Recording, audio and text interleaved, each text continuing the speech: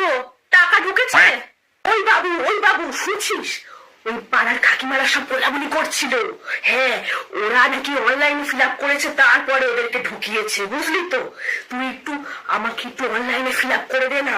সারাদিন তুই চিতাটাকে নিয়ে বসে থাকিস, একটু কাজের কাজ কর। আমারই ঢুকছে না, আমার ঢুকছে না ঠাকুর, আমার ঢুকছে না। ঠাকুর গো, তুমি আমাকে অন্নপূর্ণা ভান্ডারের টাকাটা পাঠিয়ে দাও। আমি সত্যি কথা বলছি, তোমাকে বলরাম মল্লিক থেকে মিষ্টি এনে খাওয়াবো গো। আর বলো না দিদি, ওর বাবাকে দিয়ে একটা কাজ হয় না জানো, সব কিছুতে লেগে থাকতে হয়, সব কিছুতে। কি জানি ব্যাংকের অ্যাকাউন্ট নাম্বারটা ভুল দিয়ে আসলো নাকি ফর্মের লাইন। আমার পোড়া কপাল গো দিদি, আমার পোড়া কপাল। আজ তোমার পরীক্ষা ভগবান। বাপের হোটেলে খালি গাদা গাদা গিলছে আর বলদা পাঠা তৈরি হচ্ছে দিনকে দিন। শোনো, আমি আর রান্না করতে পারবো না।